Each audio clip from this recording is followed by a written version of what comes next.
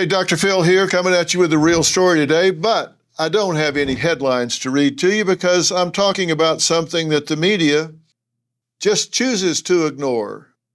The legacy media doesn't want to talk much about what happened in Israel on October 7th. They want to talk about what's happened since then. They want to talk about what's happening in Gaza. And I get that to a degree because, look, I don't like to see anybody losing their life in a war or in any other situation. And of course, I care about the loss of life in the Gaza Strip. I do. There's no but to that. But means forget what I just said. I'm going to tell you what I really think. So there's no but to that. I care very much about the loss of life among the Palestinians in the Gaza Strip. Of course, no one likes to see children die in a bombing or in any kind of act of war. What I'm talking about is the fact that there just doesn't seem to be anyone that wants to talk very much about the continued attack and calling for the demise of Israel. And it goes very much beyond just the attack of Israel because it's an attack against Jews around the world. An Applebee's in Miamisburg was defaced with a swastika and messages like F Jews. A group of men in a few cars jumped out of their cars and asked the patrons who of them were Jews. The witness says 2 patrons said they were Jews, and protesters started to beat them. I'm smiling and I'm happy. I'm elated. It's a day of courage. If you see me looking down, it's because I'm looking down at some notes that I made concerning an event that I was involved in last night. It was the Jerusalem Post event concerning Zaka. And that is an organization that has a value that they express as Chesed Shel Emes. The translation, true kindness.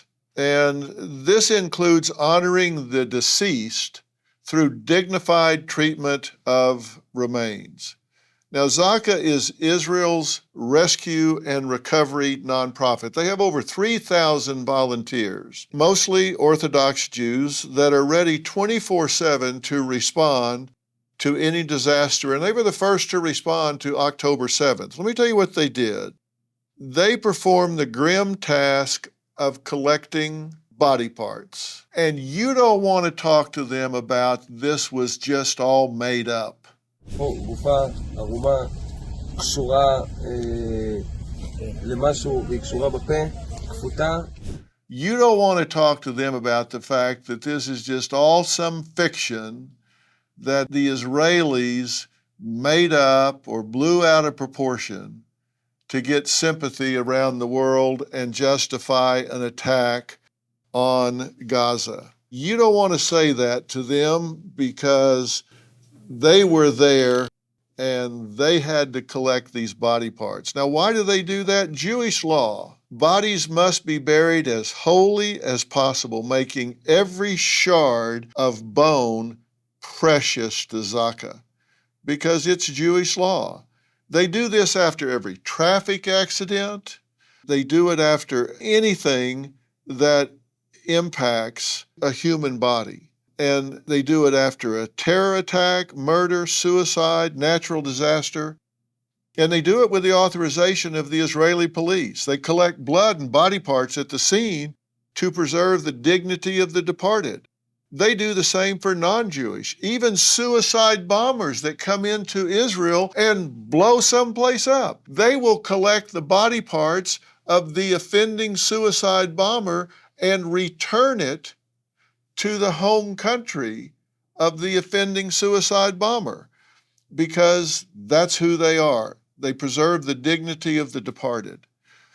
Now, another value from the Talmud, Jewish scripture, if you save one life, you save the world. Now, Zaka has air units, jet ski units, dive units, canine units, and it's not just for Israel. In 2004, they raced to Thailand, Sri Lanka, India, and Indonesia after the Indian Ocean earthquake. In 2010, to Haiti for the earthquake. A 6-man Zaka search and rescue unit among the first to arrive. Immediately rescued 8 students trapped under the rubble at Port-au-Prince University. In Japan, In March of 11, Zaka search and rescue after the earthquake and subsequent tsunami. 2015, Nepal for the earthquake. 2023, the Turkey earthquake. That's who these people are. And even offered assistance to Syria, an enemy country. Now they refused, but nonetheless, they offered. And I'll promise you, you won't read anything about this in the legacy media today.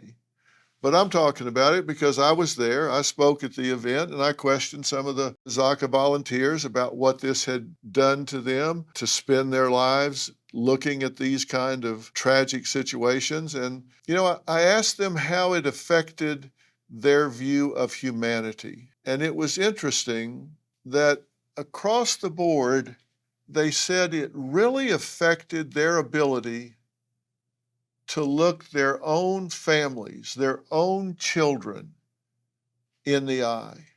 I couldn't look in the child's face, any child, because we saw what those children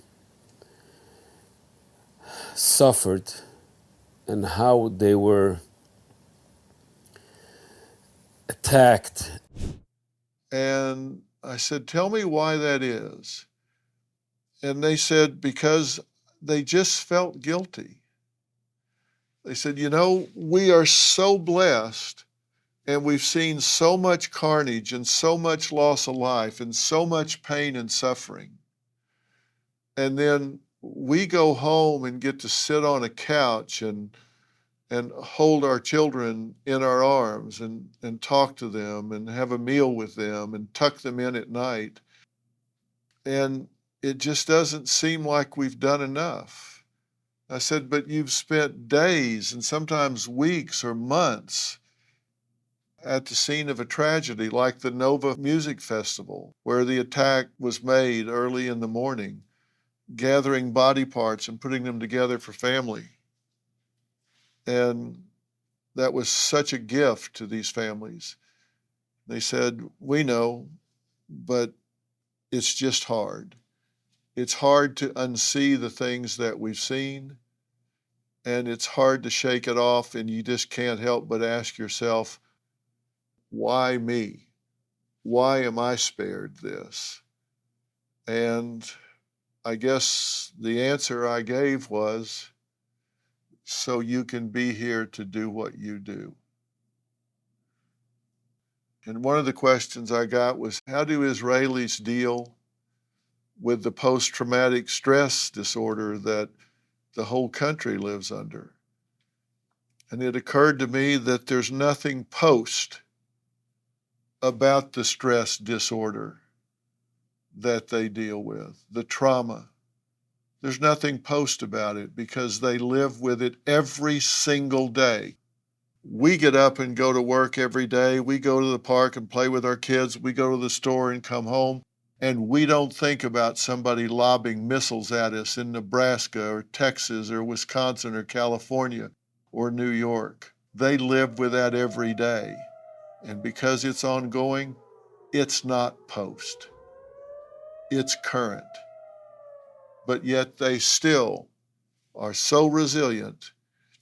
They just keep going to school, taking their kids to do the things that they do. But it has to take a toll. And I respect their ability to get up every day and at least go through the motions of a life. And I pray to God that this conflict ends for Israel, for Palestine, and that peace settles on this region. And I thank God for Zaka, these caring and giving volunteers that I'll bet you didn't even know existed. And that's the real story. Wherever you're getting the real story, make sure you subscribe and follow. I'll see you tomorrow. Struggling with sleepless nights and exhausting days? Well, Beam's Dream Powder can change that. Beam is proudly founded in America and run by people who value hard work, integrity, and delivering results. Beam's Dream Powder is a healthy nighttime blend packed with science-backed ingredients shown to improve sleep so you'll wake up ready for the day. Dream is made with a powerful blend of all natural ingredients reishi, magnesium, L-theanine, apigenin, and melatonin. Plus, Beam is giving my listeners the ultimate Patriot discount of up to 40% off. Try their Dream Powder and get up to 40% off for a limited time. Go to shopbeam.com/Dr. Phil. That's shop, BEAM.com/Dr. Phil and use code Dr. Phil for up to 40% off. Sleep better, wake up stronger, and show up ready for your family, work, and country.